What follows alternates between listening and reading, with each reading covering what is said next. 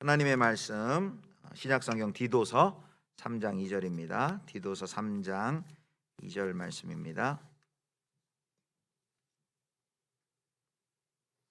우리 한 절 같이 한 목소리로 크게 같이 읽겠습니다. 시작. 아무도 비방하지 말며 다투지 말며 관용하며 범사의 온유함을 모든 사람에게 나타낼 것을 기억하게 하라. 아멘. 예, 수요일 열매 맺다 시리즈 진행하다가 청년부 수련회 또 기도학교에 있어가지고 2주 쉬었습니다. 오늘이 8번째고요. 다음 주가 이제 마지막입니다. 다음 주는 이제 시리즈 마지막 날이라서 저희들이 이벤트를 준비했습니다. 그래서 더 많이 다음 주 마지막 시간에도 함께 참석해 주시면 좋겠습니다. 고혁신 목사님 나오셔서 8번째 온유에 대해서 말씀 증거하실 때 큰 은혜 받으시길 바랍니다.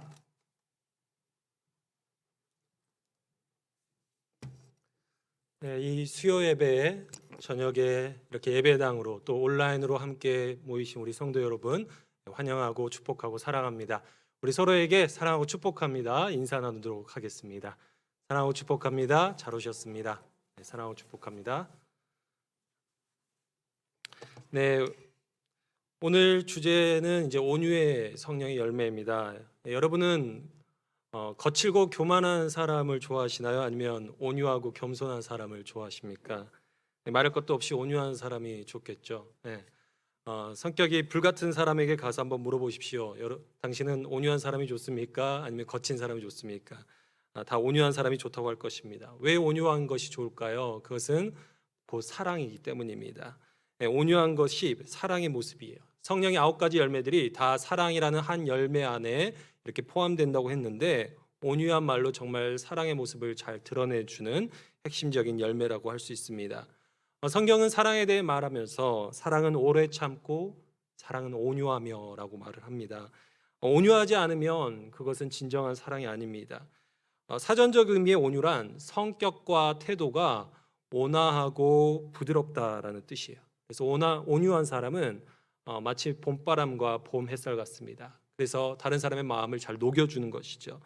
반면에 온유하지 못한 이의 상태는 겨울바람과 같습니다. 다른 사람의 마음을 꽁꽁 얼어붙게 하고 동상에 걸리게 만듭니다. 내가 온유한 사람인지 아닌지는 좀 어떻게 알아볼 수 있을까요? 누군가가 나에게 시비를 걸거나 운전을 하거나 이럴 때 튀어나오는 그것이 나의 온유함의 정도를 판단해 볼 수 있는 척도입니다. 누군가가 나에게 뒷담화를 하고 비난의 말을 할 때에 내가 모질게 공격적인 말로 대갚아 주는가? 그렇다면 온유하지 못한 것이겠죠. 반대로 여러 공격에도 불구하고 가시돋친 말을 참고 대응하고 있다면 그것은 온유한 편일 것입니다. 내가 온유한 사람인지 아닌지를 알려줄 수 있는 또 중요한 척도가 나와 같이 시간을 많이 보내는 사람, 특히 가족에 의해서 알 수 있는 확률이 높습니다. 가정 안에서는 나의 어떤 경계심이 풀어지고 화를 쉽게 내게 되죠. 제가 운전을 할 때 좀 예민해지는 편인데요. 제 4살 배기 아들이 그 아기 시트에 앉아 있어야 되는데 안 앉아 있고 막 뒤에서 돌아다니면 제가 평소보다 크게 소리를 치는 제 모습을 발견하게 됩니다. 그리고 나서 후회하는 거죠. 그렇게까지 얘기 안 했어도 됐는데. 또 아내와 대화할 때에도 뭔가 내가 억울하게 뭔가 오해를 받는다고 할 때 목소리가 커지는 경우가 있습니다. 처음에는 제가 온유하지 못한 사람이란 것을 인정하지 못했던 것 같습니다. 그냥 나는 그냥 감정 표현이 자연스럽게 나오는 사람이야. 이 정도 감정 표현이 할 수 있지. 이렇게 저 자신을 변명했던 것 같아요. 그런데 그래서 아내의 어떤 말들을 듣고 또 여러 사건들을 겪으면서 기도하다 보면 그 기도 시간에 하나님께서 저의 참 온유함이 없는 그 모습을 보여주시고 회개케 하시고 기도하게 하시더라고요. 하나님, 제가 정말 온유함이 부족하군요. 온유의 성령의 열매를 제게 주십시오. 전 너무 부족한 사람입니다. 여러분은 언제 가장 좀 온유하기가 힘드십니까? 어떤 상황에 처할 때 나의 어떤 짜증이나 욱함이 올라오시나요? 내 혀와 화를 제어하지 못하는 상황은 어떤 때입니까? 사람은 주로 자신의 과거의 상처, 이것 때문에 많이 온유하지 못한다고 해요. 과거의 어떤 나의 상처, 트라우마, 나의 자격지심, 이런 것들과 어떤 나의 상황이 부딪힐 때에 온유하지 못한 성품이 확 드러나는 것이죠. 예를 들어서 부모님으로부터 온유함의 그 사랑을 받지 못하고 거친 언사와 어찌 보면 이제 학대 폭력을까지 당한 사람들은 그 자녀에게 역시 똑같이 온유하지 못함으로 대하게 되고 자녀 역시 온유하지 못한 성품을 대물림하는 경우가 많이 있다고 합니다. 그렇다면 우리는 부모나 또 주변 사람으로부터 받은 그 영향으로 인해서 나의 이 온유해지지 못한 성품의 그 부분을 어떻게 좀 치유해야 할까요? 바로 우리의 온전하신 하나님 아버지, 온유하신 그 아버지의 사랑 안에서 우리는 그것이 회복이 가능하다는 것입니다. 그래서 이 시간에 우리는 성경에 나타난 그 하나님의 온유하심은 어떠하며 또 그 안에서 우리가 그분의 온유함을 어떻게 좀 구체적으로 닮아갈 수 있을지 거기에 대해서 나누고자 합니다. 먼저 구약 성경에서 하나님의 온유하심 하면 또 떠오르는 이미지가 바로 목자의 이미지입니다. 다윗이 시편 23편에서 여호와는 나의 목자시니 내가 부족함이 없으리로다. 그가 나를 쉴 만한 물가로 인도하시며 나를 푸른 풀밭에 누이시는도다. 이렇게 고백을 합니다. 성품이 온유하신 목자, 그분이 바로 하나님이시라는 거죠. 이사야 선지자도 같은 고백을 합니다. 이사야서 40장 11절 말씀입니다. 함께 읽겠습니다. 시작. 그는 목자같이 양떼를 먹이시며 어린 양을 그 팔로 모아 품에 안으시며 젖먹이는 암컷들을 온순히 인도하시리로다. 아멘. 하나님은 양들을 채찍으로 공격적으로 그렇게 다스리시는 목자가 아니세요. 주님은 어린 양들을 따스하게 품으로 안아주시는 그런 목자시고요. 젖먹이는 암컷들을 마구 몰아붙이시는 분이 아니라 온순히 인도하시는 분이십니다.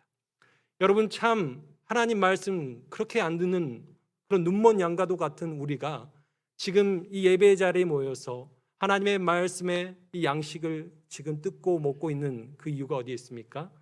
바로 하나님께서 우리 인생 가운데 이 온순히 우리를 인도하여 주심으로, 우리의 선한 목자 되어 주심으로 우리가 지금 이 은혜를 누리고 있는 것이죠. 하나님께서 우리를 부드럽고 자상하게 돌봐주신 덕분입니다.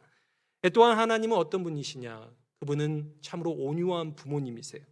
이 부모 되시는 하나님은 자녀가 약하고 다치기 쉽다는 것을 누구보다 잘 아시는 하나님이십니다. 시편 103편 13절 14절 말씀입니다.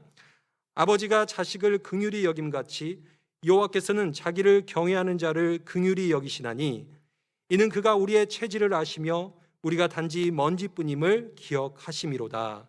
아멘.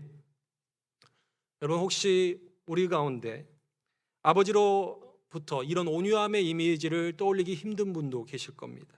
어린 시절 너무 엄한 아버지 앞에서 많이 매맞거나 욕설을 듣고 자란 그런 분께는 이런 온유한 아버지의 이미지가 잘 와닿지 않을 수 있습니다.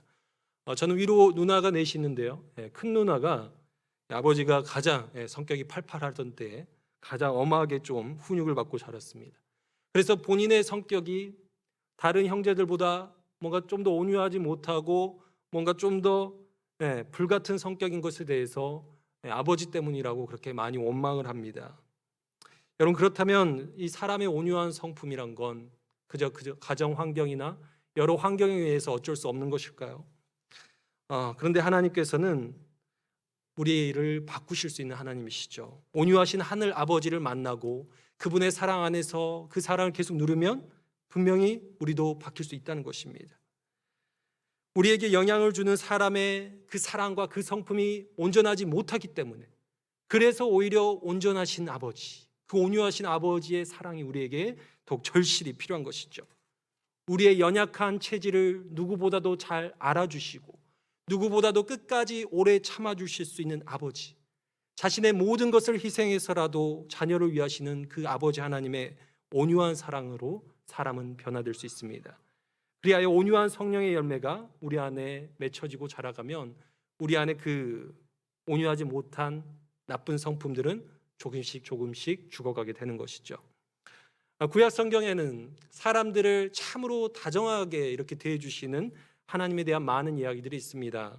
그 중에서 두 가지 이야기, 먼저 하갈의 이야기를 좀 살펴보겠죠. 하갈은 사라의 학대를 받아서 임신한 몸으로 가출을 했습니다. 광야에서 물도 없고 그 떼약볕에서 죽어가고 있는 그때 그 누구도 그녀를 사실 찾으러 나서지 않았을 것입니다. 그녀는 이방 여인이었고 부정한 여인이었고 노예였고 첩에 불과했는데 누가 그녀를 찾으러 가겠습니까? 그런데 하나님께서 그녀를 찾아가신 거예요. 하나님이 이 하갈을 위로해 주시고 그가 낳을 아들에 대한 약속의 축복까지 주셨습니다.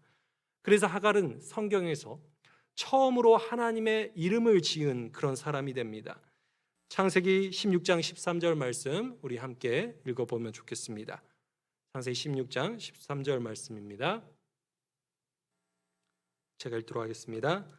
하갈이 자기에게 이르신 여호와의 이름을 나는 살피시는 하나님이라 하였으니 이는 내가 어떻게 여기서 나를 살피시는 하나님을 배웠는고 함이라.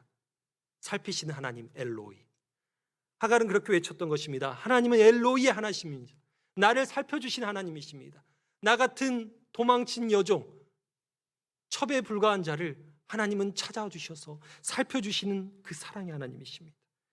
여주인 사라로부터 아주 혹독한 대우를 받았던 이 여종 하갈, 남편인 아브라함으로부터 외면을 당했던, 그래서 큰 상처를 받았을 이 하갈에게 하나님은 참으로 부드러우신 하나님, 온유하고 사랑의 하나님이셨던 것이죠.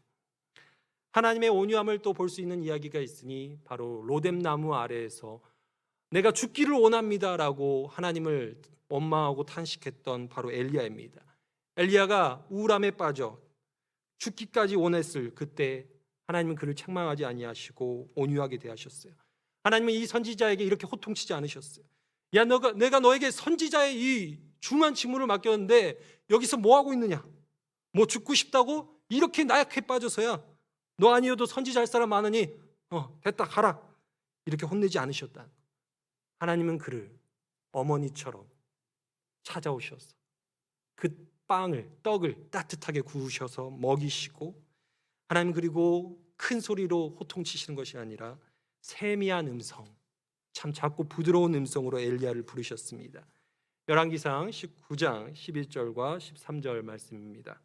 또 지진 후에 불이 있으나 불 가운데도 여호와께서 계시지 아니하더니 불 후에 세미한 소리가 있는지라. 엘리야가 듣고 겉옷으로 얼굴을 가리고 나가 굴 어귀에 섬에 소리가 그에게 임하여 이르시되 엘리야야 네가 어찌하여 여기 있느냐. 실패한 선지자, 자신에게 불만을 토로하는 이 종을 하나님은 온유한 사랑으로 대해주셨어요. 그 온유함을 맛본 이 선지자가 다시 힘을 얻고 다시 선지자의 사명을 회복합니다.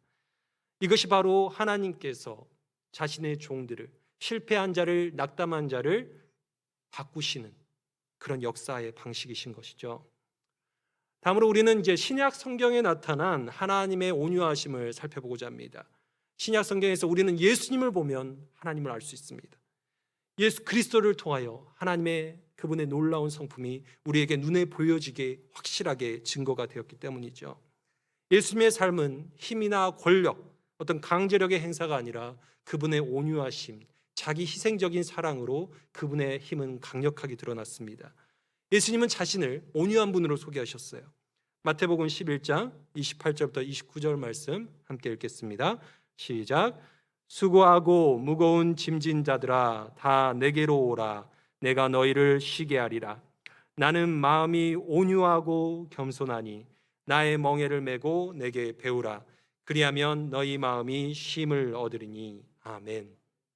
여러분, 온유한 성품의 사람의 곁에 있으면 마음이 불안하지가 않습니다. 언제 갑자기 나에게 화를 내며 무섭게 돌변할지 몰라 두려워하지 않아도 되니까 그분 곁에서는 마음이 평안한 것이죠. 여러분, 그런데 이 세상은 어떻습니까? 이 세상은 여러분에게 온유하지 않습니다. 온유해 보이던 상사도 자기가 윗사람한테 깨지고 나면 당장 득달같이 달려와서 화를 내는 것이 이 세상입니다. 부모도 자녀가 자기 욕심대로 되지 않으면 그 자녀를 벼랑 끝까지 밀어낼 수도 있는 것이 이 죄인들의 세상인 것이죠. 그런데 예수님은 그런 우리에게 말씀하십니다. 수고하고 무거운 짐진 자들아 다 내게로 와라. 내가 너희를 쉬게 할 것이다.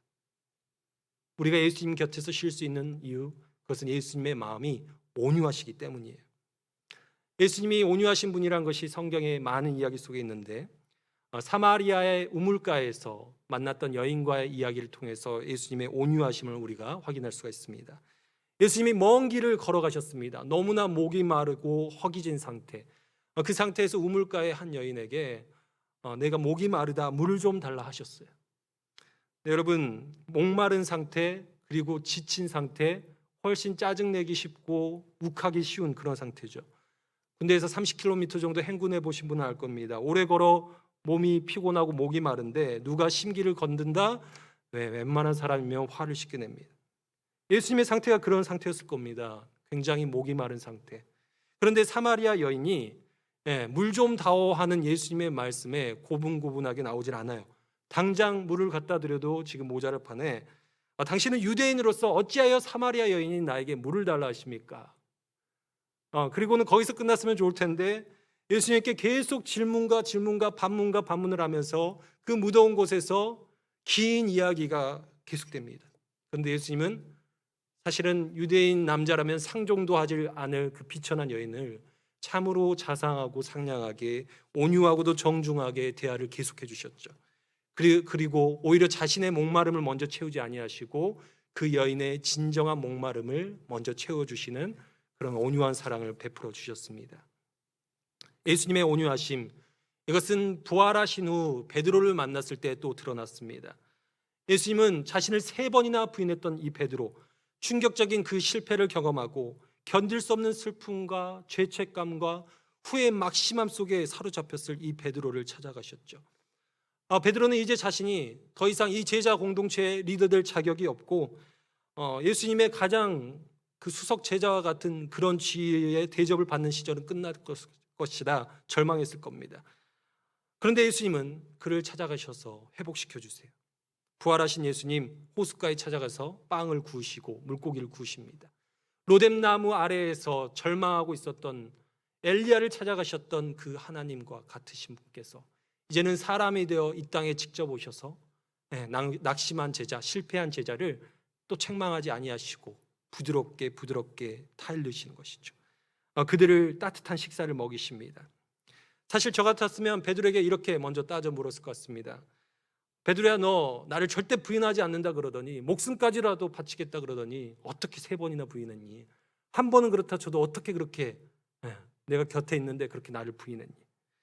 그런데 예수님은 거기에 대해서는 한마디 묻지도 아니하시고 3번 이렇게 반복해서 물으셨죠. 네가 이 사람들보다 나를 더 사랑하느냐? 네가 나를 사랑하느냐? 요한의 아들 시몬아, 네가 나를 사랑하느냐? 예수님은 베드로를 책망하지도 않으시고 다른 제자들 앞에서 망신 주지도 않으셨어요. 오히려 베드로가 예수님을 사랑한다고 3차례 고백할 그 기회를 주심으로 그를 회복시켜 주신 것입니다. 그래서 실패자 베드로는 예수님의 온유하심을 통해 용서받은 베드로, 다시 시작할 수 있는 베드로가 된 것이죠. 그래서 사도행전에서 나타난 베드로 사도의 그 모습, 3,000명을 회심시키고 성령 충만하게 변한 그의 모습은 바로 강압이나 혼냄이나 억압이 아니라 분냄이 아니라 이 온유하심 사랑으로 회복된 사람의 모습. 사람은 강압이 아니라 이 온유로 회복된다는 것을 우리에게 보여주고 있습니다. 예수님의 온유함이 가장 가혹하게 시험을 받았던 것은 바로 예수님의 십자가, 예수님의 체포와 신문 그리고 십자가형 집행을 통해서 예수님의 온유하심이 시험을 받았어요. 체포당하실 때 예수님은 얼마든지 12군단도 되는 천사들을 부르셔서 로마 병사들과 대제사장 무리들을 그냥 쓸어버리고 심판하실 수 있었습니다. 그런데 그렇게 하지 않으셨죠. 대제사장의 법정과 빌라도의 법정에서 예수님은 자신에 대해서 무고하게 쏟아지는 거기에 대해서 다 따박따박 반론하실 수 있었고 그들에 대해서 비판하실 수 있었어요. 그런데 그분은 침묵하셨습니다. 군중들이 몰려와서 예수님의 뺨을 치고 얼굴과 온 곳에 침을 뱉고 예수님의 등에 온몸에 채찍질을 할 때도 예수님은 그들을 악을 악으로 갚지 아니하셨어요. 로마 병사들이 예수님의 십자가에 손과 발에 못을 쿵쿵쿵 받고 있을 때도 그래야 그가 달려 올려져서 그가 체중의 무게 때문에 극심한 고통을 겪고 있을 그때에도 예수님은 단 한 번의 저주의 말씀을 하지 아니하시고 단 한 번의 욕을 하지 아니하시고 아버지여 저들이 한 행동을 모르고 저러고 있습니다. 저들을 용서하여 주십시오. 온유로 대하셨습니다. 십자가 위에서 극심한 고통을 당하시면서도 예수님은 자기 어머니 마리아를 다른 제자에게 돌봐달라고 당부까지 하신 그런 온유하심을 보여주셨죠. 여러분, 우리는 내가 공격받고 부당한 일을 당하고 모욕을 당하면 평정심을 잃어버리고 온유함을 너무 쉽게 잃어버리는 그런 연약한 부족한 죄인들입니다. 그런데 예수님은 참 사람이셨음에도 우리와 똑같은 모욕감과 수치심과 그리고 고통을 똑같이 느끼시는 분이셨음에도 그 상황에서도 온유함을 단 한순간도 잃지 아니하신 참으로 거룩하신 분, 참으로 죄가 없으신 주님이셨어요.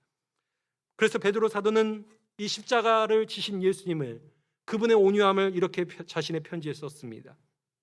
베드로전서 2장 22절부터 23절 말씀 읽도록 하겠습니다. 그는 죄를 범하지 아니하시고 그 입에 거짓도 없으시며 욕을 당하시되 맞대어 욕하지 아니하시고 고난을 당하시되 위협하지 아니하시고 오직 공의로 심판하시는 이에게 부탁하시며. 아멘. 여러분, 이것이 바로 예수님의 그 완전한 온유하심입니다. 그런데 예수님께서 이 온유하심을 보이신 이유는 우리를 구원하실 뿐만 아니라 우리에게 이 발자취를 따라오게 하십니다 라고 베드로 사도는 이어서 말을 하고 있습니다. 베드로전서 2장 21절 제가 쉬운 성경으로 읽어드리겠습니다. 여러분은 이것을 위해 부르심을 받았습니다. 그리스도께서도 여러분을 위해 고난을 당하시고 여러분에게 본을 남겨주심으로 그분의 발자취를 따르게 하셨습니다. 아멘. 여러분, 베드로 사도는 바로 우리가 이것을 위해 부름을 받았다고 합니다. 바로 십자가를 지시면서도 온유함을 잃지 않으셨던 예수님의 발자취를 우리가 따라서 걸어오라고 예수님이 우리를 부르셨다는 것. 그래서 십자가는 우리를 구원하는 능력일 뿐만 아니라 우리가 따라가야 될 그 자취이기도 한 것이죠. 그래서 그 십자가의 길을 따라가는 것에서 중요한 것이 바로 온유함이라는 거예요. 일상 속에서 내가 화내고 싶은 대로 다 내고 짜증내고 싶은 대로 다 내고 거짓말 하고 싶은 대로 다 하고 있다면 우리는 이 발자취를 따라가지 못하고 있는 것이죠. 그렇다면 우리의 삶에서 구체적으로 온유는 어떤 모습으로 나타나야 할까요? 먼저 우리는 누군가의 잘못을 바로잡을 때 바로 이 온유함으로 해야 합니다. 온유하다는 것은 그저 누군가가 잘못을 해도 그냥 못 본 채 하고 무조건 아무 말도 하지 않고 넘어가라는 것이 아니에요. 온유함으로 훈계하는 것은 잘못에 대해서 때로는 단호하고도 분명하게 할 말은 하되 거기 안에 있어서 악의적인 감정과 분노의 감정은 빼고 하라는 것, 온유한 심령으로 하라는 것입니다. 갈라디아서 6장 1절 말씀에서 바울 사도는 이렇게 말을 합니다. 함께 읽겠습니다. 시작. 형제들아, 사람이 만일 무슨 범죄한 일이 드러나거든 신령한 너희는 온유한 심령으로 그러한 자를 바로잡고 너 자신을 살펴보아 너도 시험을 받을까 두려워하라. 아멘. 온유한 심령으로 그러한 자를 바로잡아라. 그런데 안타깝게도 우리는 누군가의 실수나 잘못에 대해서 온유함으로 그를 이렇게 훈계하기보다는 감정적으로 격앙되어서 우리가 비판하는 경우가 더 많습니다. 우리는 종종 지나치게 내 자녀나 또 누군가를 너무나 쥐잡듯이 잡으면서 혼내는 경우가 있지 않습니까? 자녀를 내 소유물처럼 생각해서 그런 것입니다. 부하 직원이 단지 내 권위 아래에 있다고 조금의 잘못에 대해서 큰 소리치며 험한 말을 쏟아내는 것, 이것이 우리 안에 있는 온유의 부족한 이 세상의 모습인 것이죠. 동상이몽이라는 한 TV 프로에 한 아버지와 고등학생 딸이 나왔더라고요. 딸은 가수를 너무나 하고 싶은데 아버지는 그것이 너무나 못마땅해서 아버지가 가출을 해버렸습니다. 그래서 딸이 아버지가 너무 무섭고 싫은데도 어머니의 권유에 따라 팥빙수 하나를 사들고 이 아버지를 찾아가요. 근데 아버지는 이 딸을 보자마자 아주 무서운 얼굴로 딸에게 독서를 뿜어냅니다. 제가 그 워딩을 좀 그대로 옮겨보겠습니다. 나는 너 꼴도 보기 싫어. 내가 집 나간 거 너가 꼴 보기 싫어서 나간 거야. 내가 왜 공부만 고집할까? 야, 공부가 인생의 전부야. 아니라 그러지. 딱 잘라서 얘기할게. 너는 가수 될 자격이 없어. 너는 언제가 심판받을 거야. 그때 가서 공부도 안 되고 노래도 안 돼서 네가 받을 압박과 상처, 아빠는 책임 안 질 거야. 솔직히 나는 너의 말과 생각에 관심도 없어. 제가 그 말을 들으면서 제가 상처를 받더라고요. 여러분, 아버지의 그 방향성이 옳을 수 있습니다. 아버지가 딸이 잘 되길 바라는 마음으로 이런 말을 할 수 있습니다. 그럼에도 불구하고 이것이 잘못된 이유는 바로 이 말 속에 온유함이 없기 때문이에요. 성경은 분명히 말합니다. 사랑은 온유함이에요. 사랑은 온유함이에요. 아무리 너를 사랑해서 너를 위해서 너 잘 되고라고 할지라도 온유함이 없으면 사랑이 아니라는 거예요. 울리는 꽹과리일 뿐입니다. 그 아버지는 같은 말을 하더라도 독설과 화를 내뿜으면서 하면 안 됐어요. 여러분, 사람은 결코 협박과 겁주기로 바뀌지 않습니다. 정말 강압과 협박과 어떤 그런 것으로 사람이 바뀔 수 있었다면 복음이 아니라 율법의 심판만으로도 사람은 바뀌었을 겁니다. 새 사람이 됐을 겁니다. 그러나 그렇지 못했습니다. 그런데 우리는 계속해서 착각하며 삽니다. 내 자녀를 내가 봤을 때 정말 저 고쳐야 되는데 안 바뀌는 저 사람을 무섭게 대하고 내가 열심히 쪼으면 바뀌겠지. 온유함 없이 자신을 대하는 아빠에게 이 딸이 이렇게 말해요. 아빠는 아직도 나한테 강압적으로 소리를 질러서 화를 내야지만 내가 말을 잘 듣는다고 생각해. 그런데 나는 아니야. 난 그렇게 하면 더 안 들을 거야. 여러분, 이것이 바로 여러분의 자녀들이나 또 우리 교회 학교의 학생들의 마음일 수 있습니다. 때로는 회사의 나의 부하 직원들의 마음일 수 있어요. 그들은 여러분이 자신을 온유함으로 대해주길 바랄 겁니다. 우리가 예수님의 그 온유함과 관용으로 그들을 대할 때 오히려 억압적이고 소리칠 때보다 분명한 변화, 장기적으로도 긍정적인 변화가 분명히 일어날 것이에요.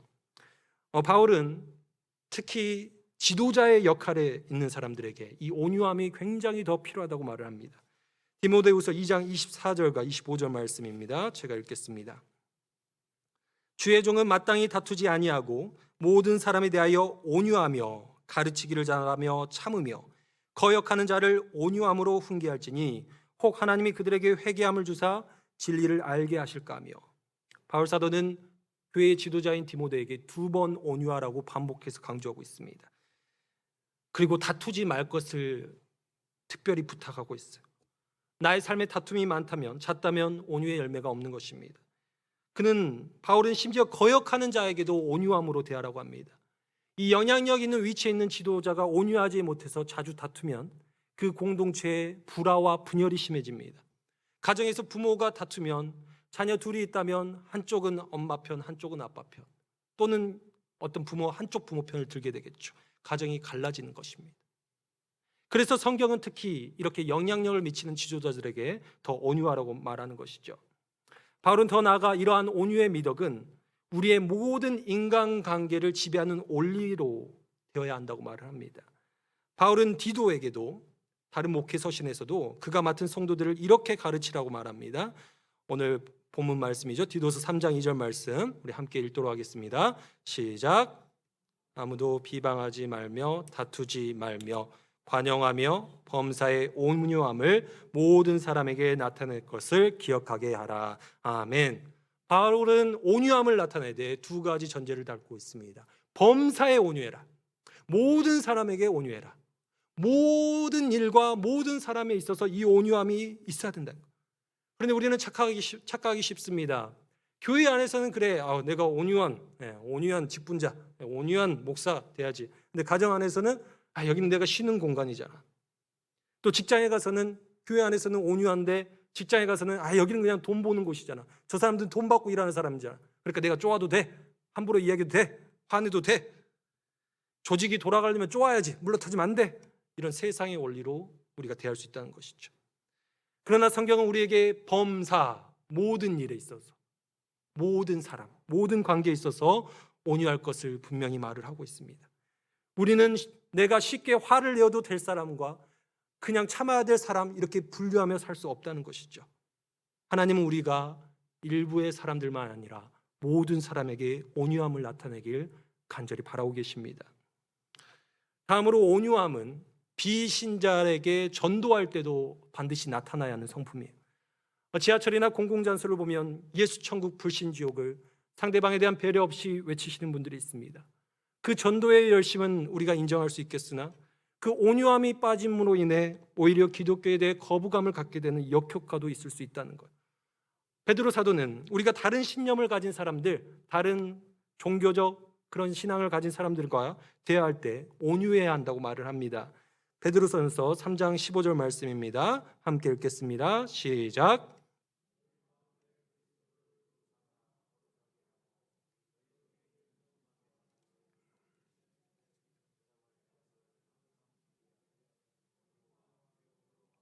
아멘.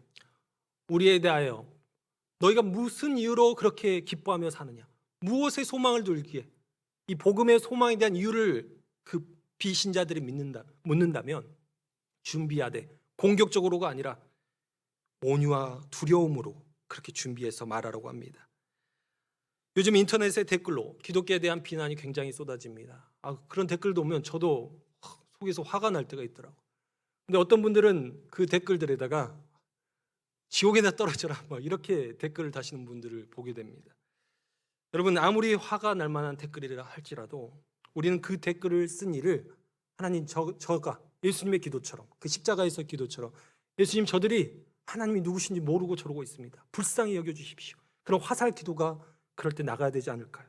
그리고 반박 댓글을 혹시 내가 마음 가운데 일어나서 단다 할지라도 바로 베드로 사도가 말한 것처럼 우리가 온유와 두려움으로 정중하게 설명하며 댓글을 달 필요가 있습니다.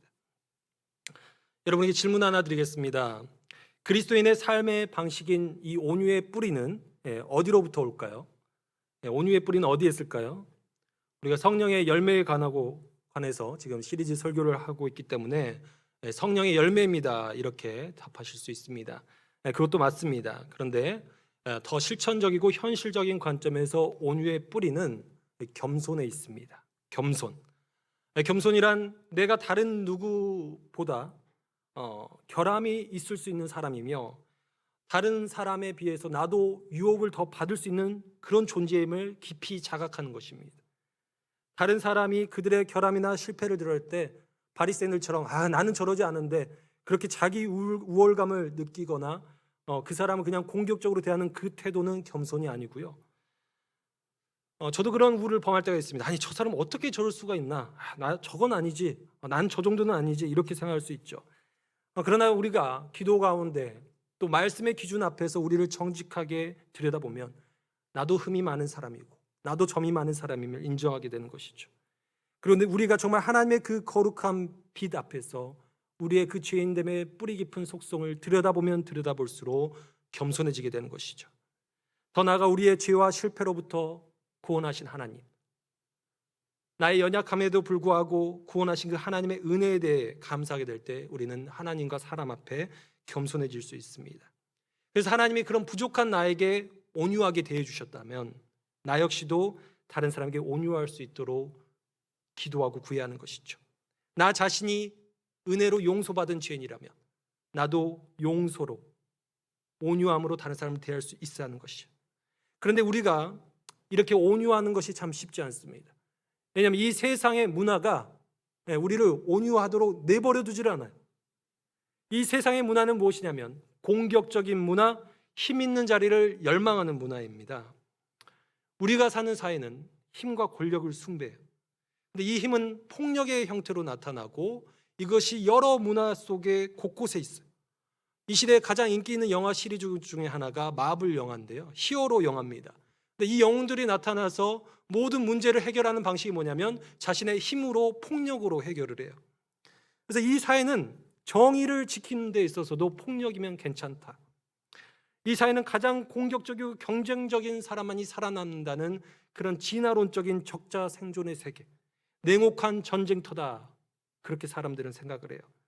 그래서 우리가 이 세상에서 머리가 되고 더 높아지려면 목청을 높여서 자기를 드러내고 자기를 선전하지 않으면 안 된다.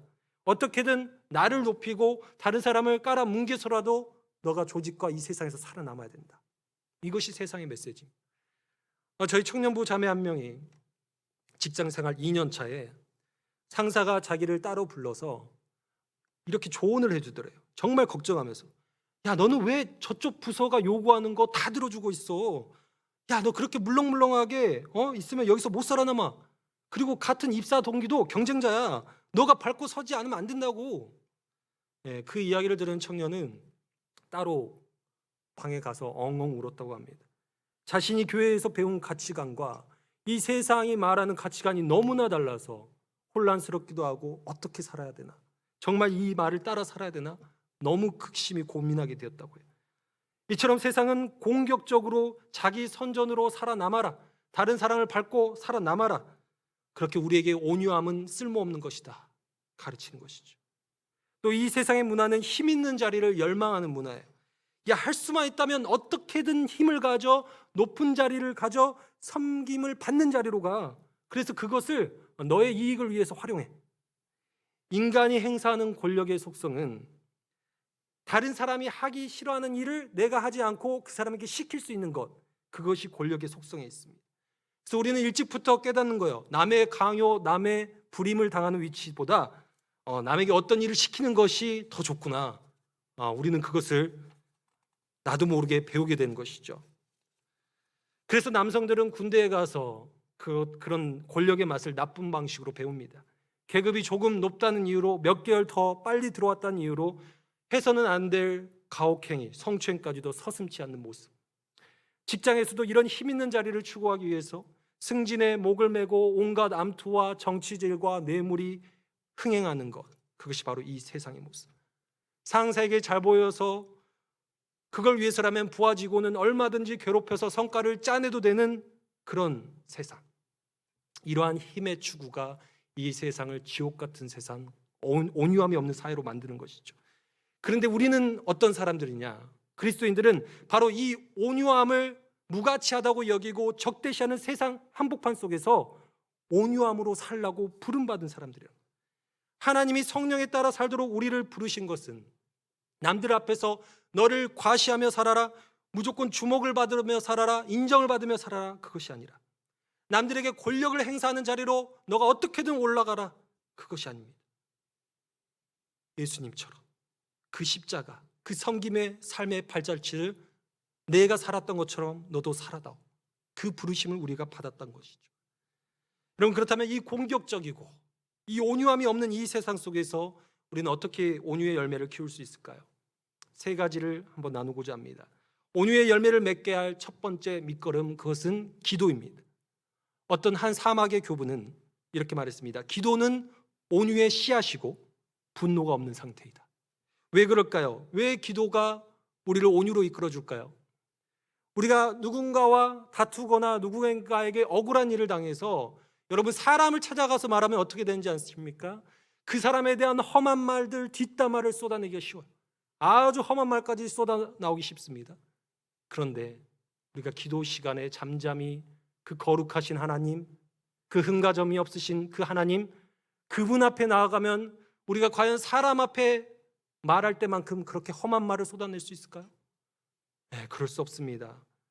우리는 최소한 하나님 앞에 기도할 때는 겸허한 마음으로 나아가게 되죠. 겸손한 마음으로 나아가게 됩니다.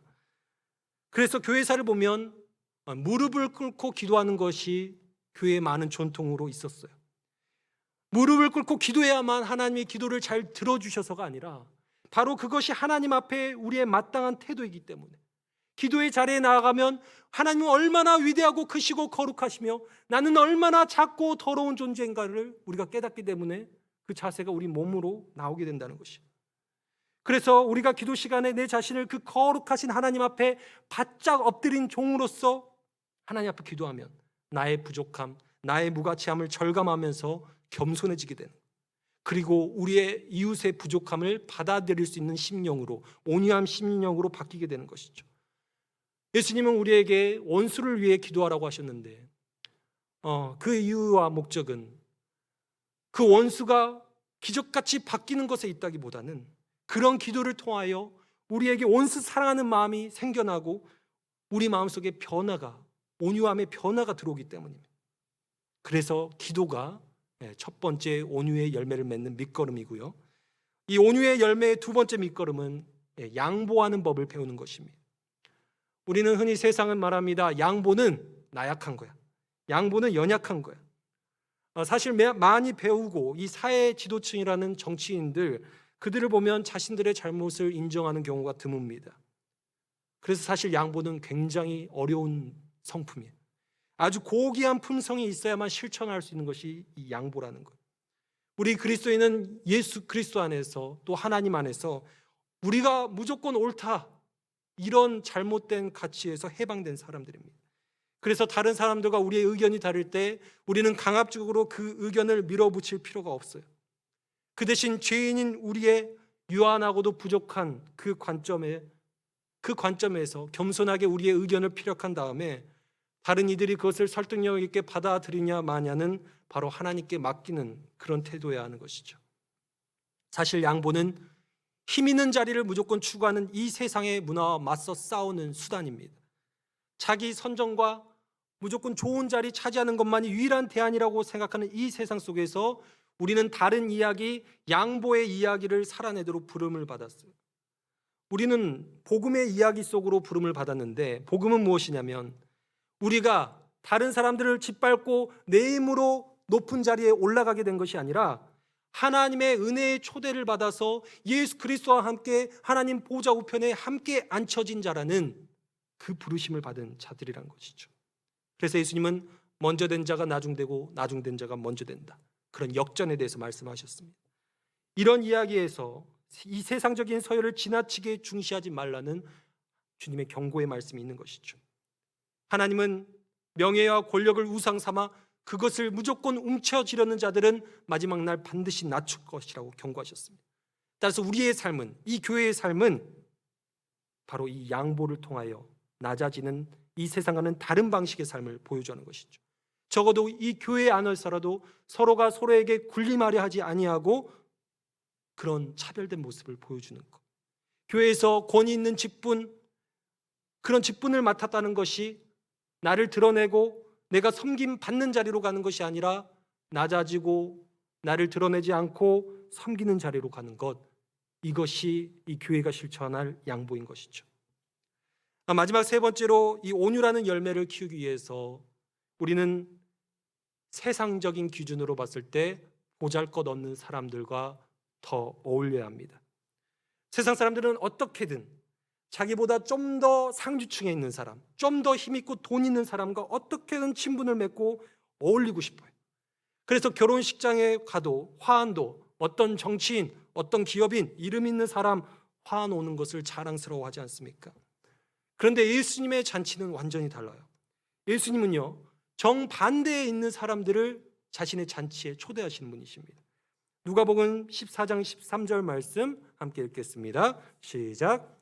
잔치를 베풀거든 차라리 가난한 자들과 몸 불편한 자들과 저는 자들과 맹인들을 청하라. 아멘. 온유하신 주님의 잔치는 보잘것없는 자들을 초대하는, 그들을 위한 잔치입니다. 그래서 예수님이 이 땅에 오셨을 때 참으로 보잘것없는 세리와 창기와 장애인들과 맹인과 귀신 들린 자들, 이런 사회적으로 보잘것없는 자들과 함께 하셨죠. 최근에 펜트하우스라는 그 드라마가 유행을 했다고 합니다. 그래서 천서진이랑 오윤이라는 그 악역의 인물들이 나오는데, 이 둘은 자신의 그냥 인생을 걸고 자신의 자녀들이 어떻게든 그 펜트하우스가 상징하는 그 상류층과 어울리며 살도록 만들기 위해서 수단 방법을 안 다루고 질주하다가 괴물로 변해버려요. 바벨탑과 같은 그 펜트하우스에 그들은 기어코 오르기 위해서 괴물로 변해버렸어요. 그런데 예수님은 정반대의 길로 오셨죠. 그분 하늘 위에 하늘을 보좌 위에서 내려오셔서 이 땅의 가장 약한 자들과 어울리시기 위해, 비천한 자들과 어울리시기 위해 이 땅에 오셨고, 그리함으로써 그분은 죄인이 아니라 참으로 온전한 의인으로 이 땅을 사셨습니다. 바로 우리가, 이 교회가 이 세상의 온유함을 보여줄 수 있으려면 바로 예수님과 같은 삶의 방향을 지향해야 한다는 것이죠.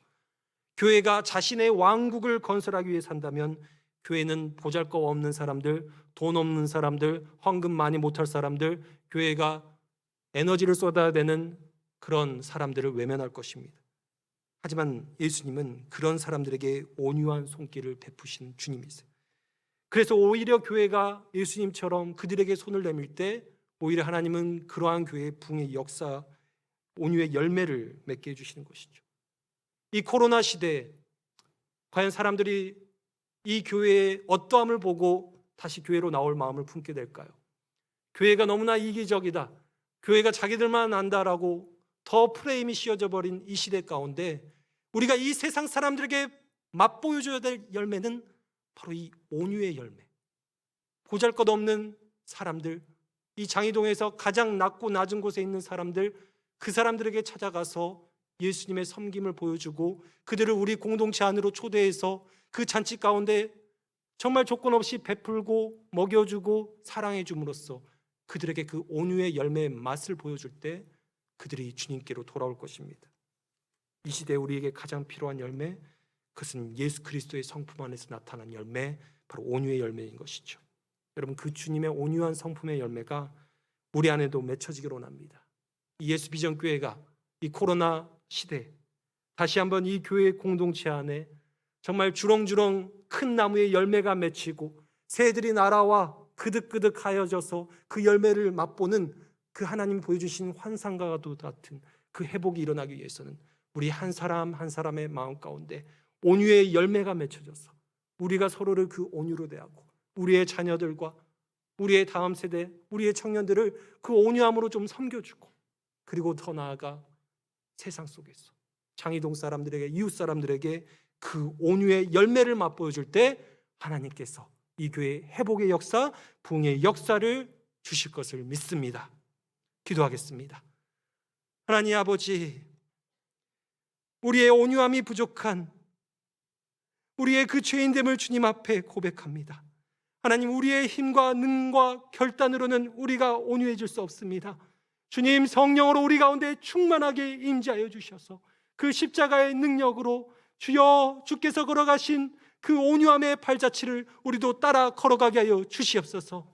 그리하여 이 코로나 시대에 이 교회가 신뢰를 잃어버린 이 시대 가운데서 아버지, 우리가 그 온유의 열매를 사람들에게 베풀고 먹여줌으로써 사람들이 정말 이 교회 안에 예수 그리스도의 그 사랑이 있구나, 섬김이 있구나, 그렇게 깨닫고 돌아오는 역사, 하나님의 사람들, 주님의 잃어버린 양들이 이 시대 가운데도 돌아오는 역사가 우리 안에서 일어날 수 있도록 우리에게 성령의 열매, 온유의 열매를 주님 주시옵소서. 그렇게 인도하여 주실 주님께 감사드리며 우리 주 예수 그리스도 이름으로 기도드렸사옵나이다.